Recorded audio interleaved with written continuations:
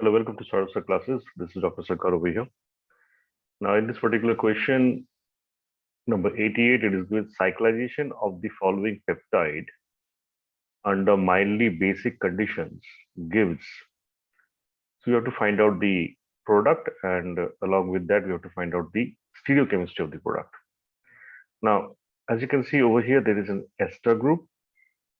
If you do the counting, this is 1, 2, 3, 4, 5, and if you take the nitrogen, then it is going to be a 6-membered ring. This is going to be 6 and this is going to be 7. Now, if you consider among nitrogen and oxygen, which is more nucleophilic, then obviously the answer will be nitrogen because it is having less electronegativity. So obviously we would be considering rings that are 6-membered rather than the ones that are 7-membered. So using that logic, 1 and 3 we will neglect. 1 and 4 we will neglect. So we'll be considering 2 and 3 over here now. Now, what we can do over here is to find out the chiral centers. And so this is one chiral center over here, and there is another chiral center over here. If you take the stereochemistry of the groups, okay, so let's find out the RS nomenclature over here. Now, see, this is going to be nitrogen attached directly to the carbon over here, and then we have a ester group in this side, and there is a CH2OH over here. So priority wise, this is 1, this is going to be 2, and this is going to be 3. All right, and we are going in the clockwise direction. So here the hydrogen is lying above the plane. So obviously if you're going in the clockwise direction and the hydrogen is above the plane, we will say that it is S. Again, let's have a look at the chiral center over here. Here again, nitrogen is going to be 1, okay, and this side the group is going to be 2. This is going to be the 3, and here what we will say, so this is 1, 2 and 3, and it is going in this direction. So obviously we will say here it is going to be S because the hydrogen is now lying below the plane. All right, so keeping all this in mind now, we will flip this CN bond and write the molecule such a way so that this particular center still remains as S.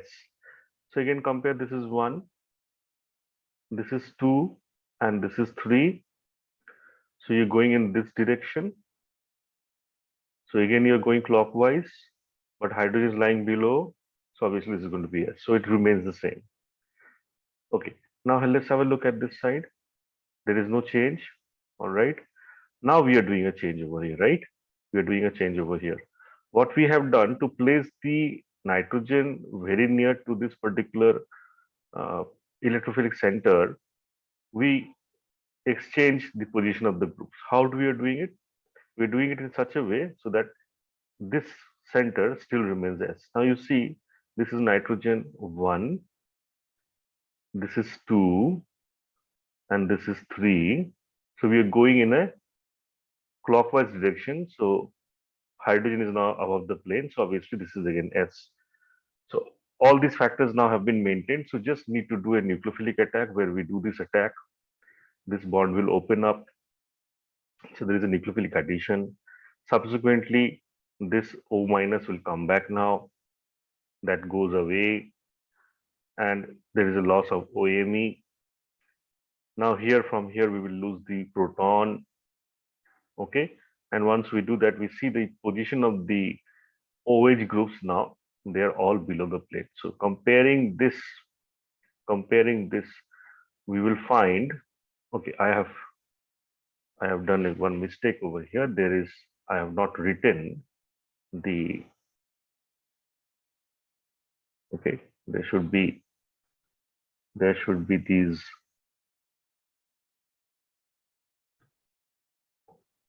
double bond O groups, which I have missed. Okay, so this is double bond O. Let me just change the ink.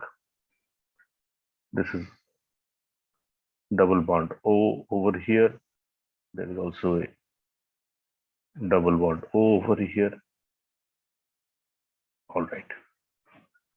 All right. Now that if we compare now, obviously we will say the 3 is the answer over here. Okay. Next. Okay. All right. The question over here is 89. For the given reaction, isotopic substitution H to D at an indicated position A will lead to the observation primary kinetic isotope effect, secondary kinetic isotope effect, where KH is greater than KD, secondary kinetic isotope effect, KD is greater than KH, no isotopic effect. Now, this is basically a benzidine rearrangement, and there was a lot of work done on this to study the mechanism of this benzidine rearrangement, and maybe more over 100 papers have been published since 1950. Okay, since the paper of Shine came up. Now, here there is the mechanism in which we are seeing that there is a diprotonated species. Okay, over here, monoprotonated going to diprotonated, and there is a bond formation between the carbon. Okay, and there is a bond breakup between the nitrogens. Okay, this is almost undergoing a 5-5 sigmatropic shift, 5,5 sigmatropic shift, and eventually giving you the benzidine system. Okay, now here I'm using a reference of March. Okay, and perhaps the only book where you will find a proper explanation of this. All right, we need to look from here. The above part I am leaving for you to read. Okay, what we should consider over here is that most of the proposed mechanisms attempted to show that all 5 products could be produced by variations of single process. An important breakthrough was the discovery of 2 main products formed entirely differently, as shown by isotope effect. Okay, this is the section that discusses the isotope effect. Okay, rather this is the section. All right.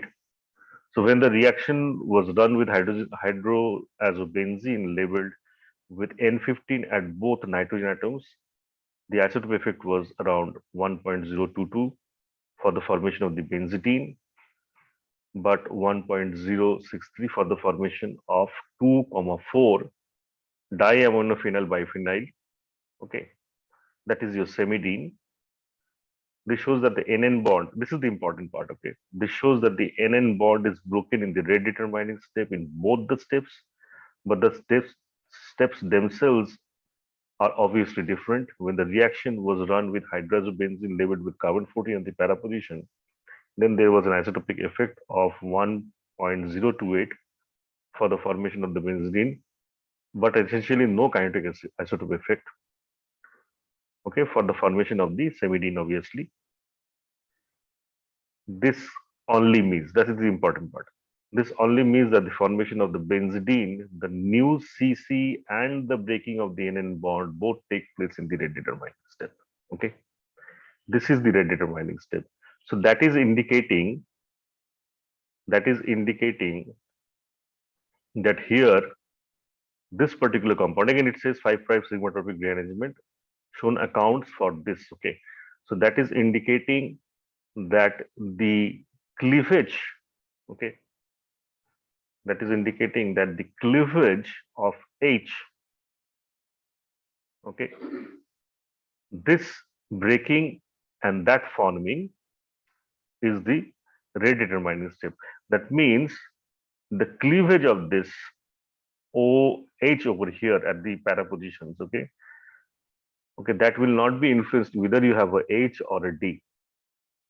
All right, so that indicates that the KH and KD value should be equal. So that is why I have highlighted the answer to be as 4.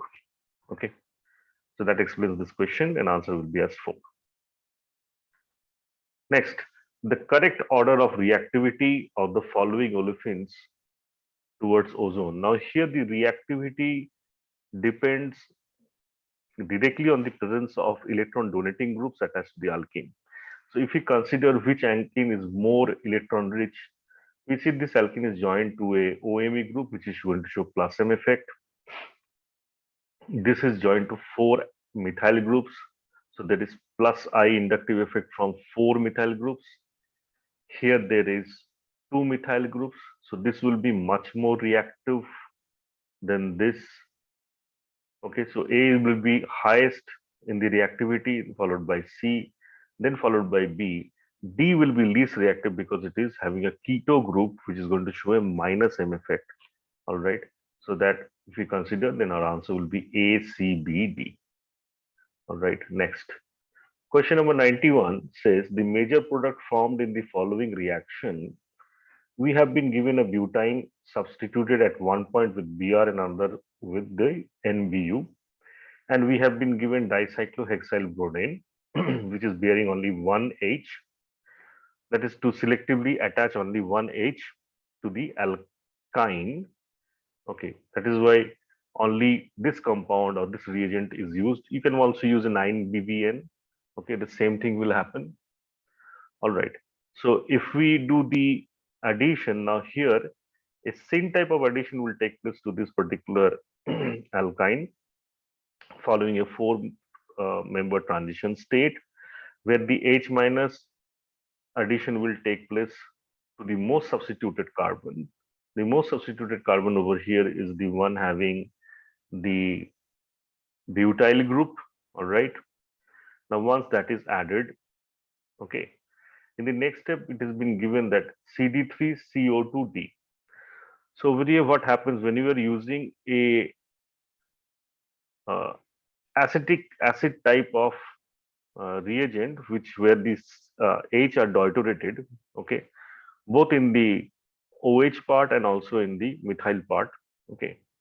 So what will happen over here? This particular deuterium will now exchange with the BuCy2, wherein again following a four-member transition state, okay, the BCy2 group will be replaced by the D plus, all right, and so what we will say about the stereochemistry, that H and D will be in the same positions, okay, or in the same side, and the product that we will get over here is going to be something like 1. All right. One thing to remember that hydroboration of alkynes followed by acidic workup will produce alkenes. Okay. When you're using the Borane system, something like this, or 9-BBN. Okay. Next. Here we have been given question number 91.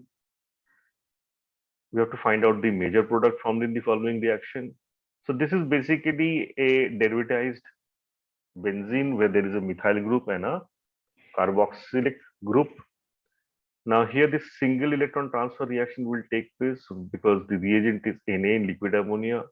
Sodium in liquid ammonia will be releasing its electron, giving a blue color to the solution. So these solvated electrons will now attack the carbon, which is electron deficient. All right. So once this attacks via single electron transfer method, okay, we can think that this double bond will go in here and that goes to the para position. So here this is a minus charge. Now in the medium, okay, this will take up a proton. All right. So once the proton is taken up, further addition of the electron to the CO2 group will generate a minus charge over here. Now this minus charge that has been generated in this medium will now make a nucleophilic attack if we give an alkyl bromide to it. Okay. And so this SN2 attack takes place, okay, like this over here. Okay. So now we can think after protonation, because the last step is about protonation, it is the carboxylic group that will be getting protonated. And so over here, looking at the products, we will say it is the 2 that will be the answer. Okay. I hope that clarifies the questions that you had. Welcome to Sarvasa classes. Thanks for listening. Have a great day.